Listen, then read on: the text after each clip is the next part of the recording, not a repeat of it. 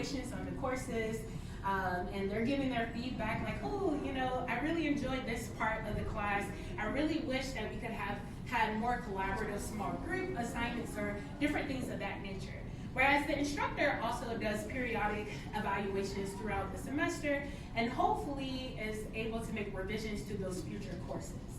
And so because of that research, it's really implemented or initiated some standards that are really helpful in improving course design. However, even though we have these different standards, there's still no consensus as to how to define and measure quality in online courses. And so when we're thinking about those courses, and we heard the last presentation, we have instructors that are subject matter experts. They know what they're talking about. I will not attest to the fact that I know chemistry as well versed as some instructors do.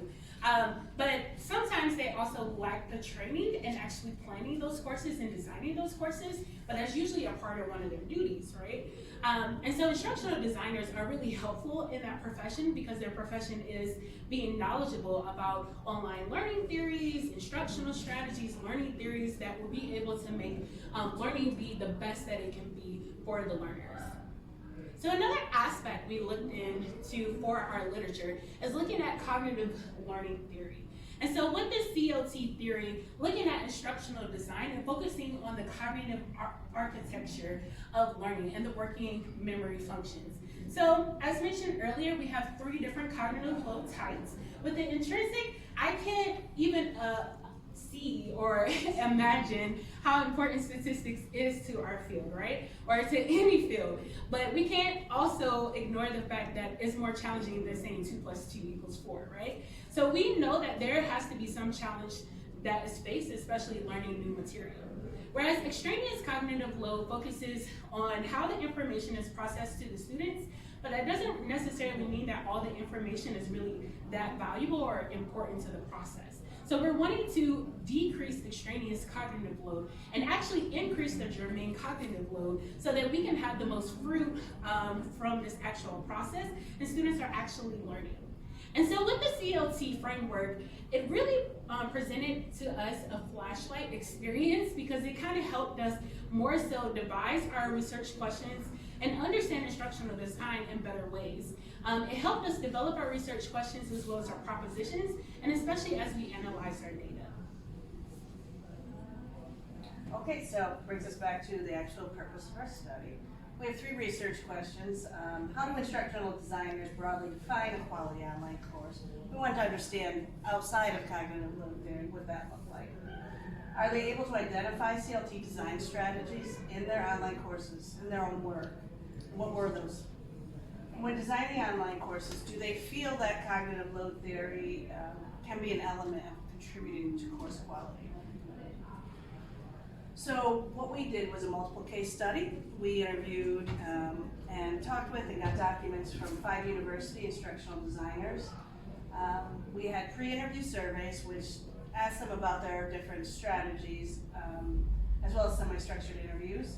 We also used the pre-interview survey to make sure that people met the criteria for the study. We had originally intended to include sample design documents as a primary source, but they were so varied in how people came up with their course designs. We used that more as a secondary source to help triangulate what people were saying they were doing. So then we provided them with something like this. We had like 15 or 16. This is, got it, okay. This is our cognitive load theory principle guide, and so we shared this with them in advance so they would get an idea of what we were talking about because the language was so new to many of them we discovered. So the version that we gave them had definitions and examples and the name of the strategy that we were looking to ask them about. So initially we came up with the case descriptions for the 5 individuals, the 5 separate cases. And then while Yin talks about pattern matching, he doesn't give concrete steps how to do it. However, we found this article on the Tari, I guess. I can spell it really well. I don't know about my pronunciation. And that group lined out 3 steps for us that really helped us with this pattern matching analysis. So the way that they set it up is you state the study's propositions. We'll share those with you in a minute. The propositions basically are taking your research questions and turning them into a hypothesis. And then you're testing the empirically based proposition from each of the 5 cases against the predicted one, which is the one we created.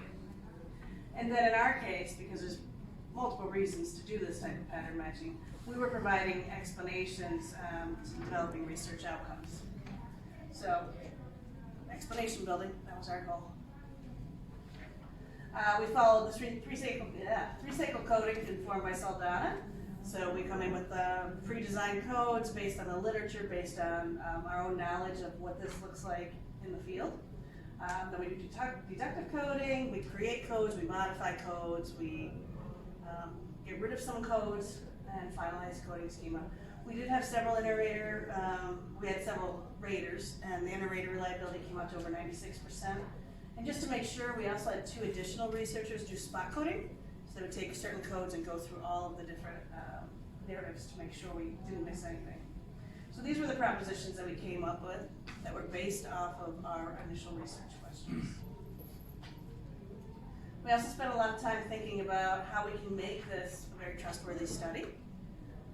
So some of the things we knew in advance we were going to do, some of them we figured out as we were going along we needed to do. We spent a lot of time, especially in that course portion that we were talking about previously, coming to a shared understanding amongst ourselves. What is course quality? Given everybody's got different definitions of what it is. What is cognitive load theory? What does that mean to us? And what are the cognitive load strategies? How can they be interpreted? So we followed Lincoln and Gubas. I still go back to the originals. And these are the different steps that we took to ensure trustworthiness. And the one thing I will say in this study, more than any other study I've been in, pilot testing was invaluable. We were way off with our language. So we changed everything after we pilot tested it with a couple of experts and people that would be in that population. So that was very important as well. Okay.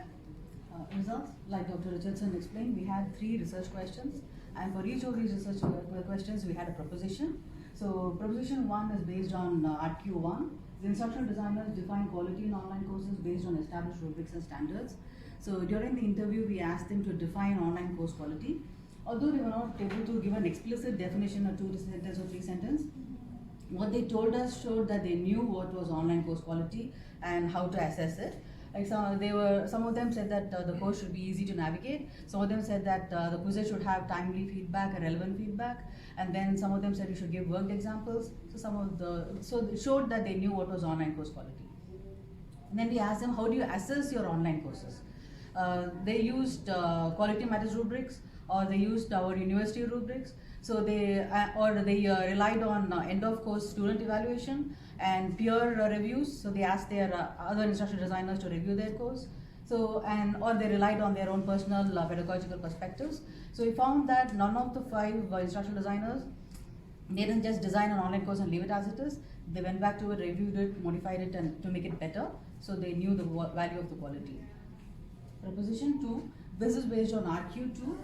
Instructional designers are able to identify multiple cognitive load strategies from their work in developing online courses.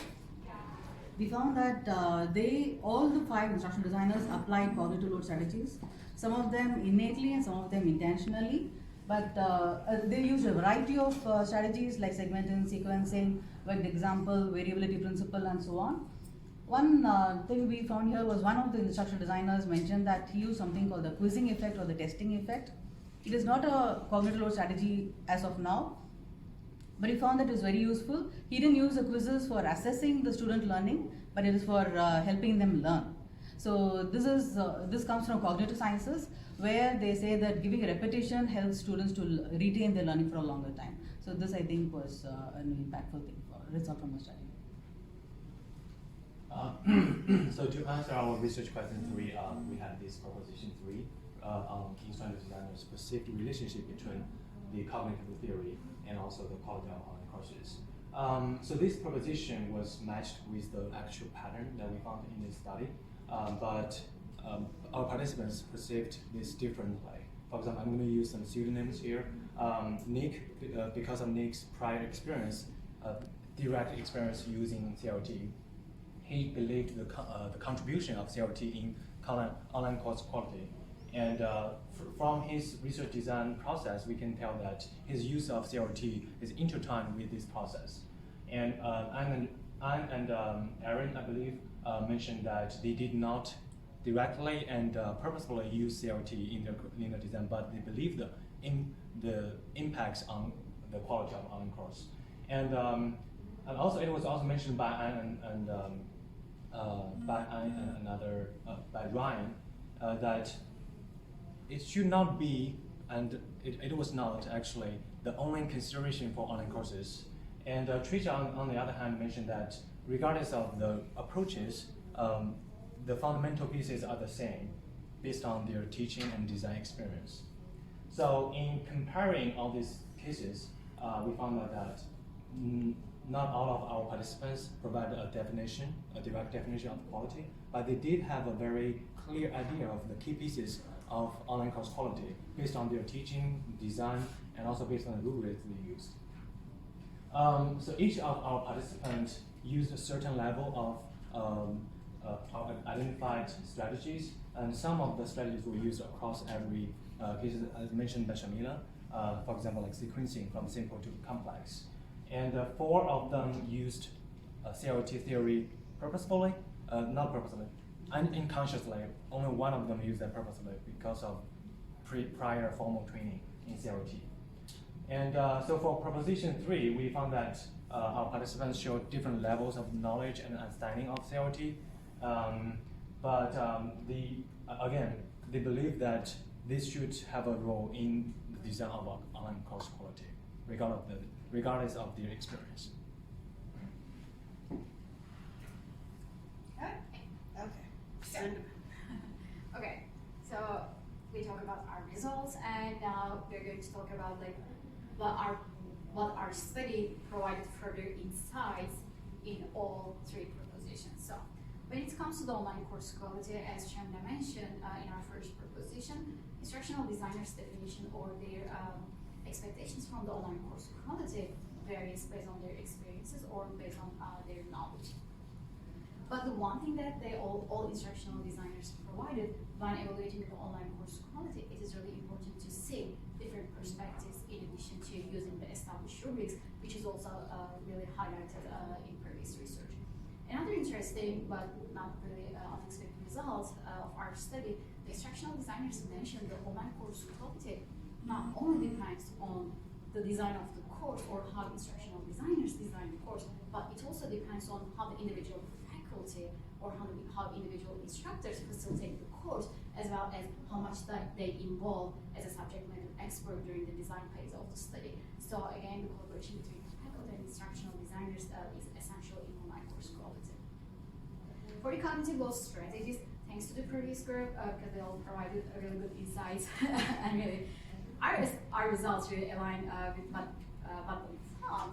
So instructional designers, they can identify various cognitive load strategies from their work. However, their use of cognitive load strategies, they were mostly innate, which brings our conversation the disconnect between their perceptions or their practice.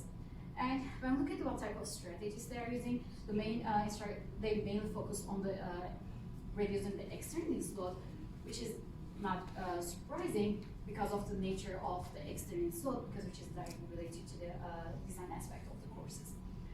And as also Shamla mentioned, the instructional designers use different other terminologies, other strategies as well to manage cognitive load. For cognitive load and online course quality, even though instructional designers use of the cognitive load more innately, but they all consider managing cognitive load as an important element of online course quality. Again, it brings the disconnect between practice and the belief. And also, when we ask instructional designers what type of cognitive load strategies they are using, and when we ask them like explain further, they also use like the different terminologies such as scaffolding, differentiation, or chunking. And so it also, then when we look at our instructional designers, participant instructional designers backgrounds, most of them are coming from the K-12 background, and when we further look at K-12 based strategies, and we found that connection between cognitive load strategies as well as those K-12 strategies. So overall result, they provide all some practical and research-based implications as well. So one of the biggest implication in terms of practice and research we found, and previous group also found, disconnect between practice and belief, and how we can best train instructional designers in terms of cognitive load theory or similar theories especially when it comes to designing quality online courses. And also, as I mentioned, they're using some different terminology when they mention the cognitive load. So what are some connections our instructional designers do to make cognitive load strategies to related strategies? So we are saying cognitive load is important because previous research, we can find like lots of experimental studies providing some positive impact on student learning, then how we can integrate those strategies into the systematic instructional design process. So future research also should focus on that aspect as well. So, and also, as we know, the instructional designers, they kind of differentiate selection of their strategies based on learners' levels, but specific, like when it comes to disciplinary area or cultural differences, how we can or should instructional designers differentiate those strategies. So, of course, we had some limitations. First, our data were gathered from the instructional designers from the same institution, so the generalization usually is not an issue in case studies, as we provide really such descriptions, explanations in terms of our method as well as explanation of the cases. So it's easy to replicate our study in different contexts and settings.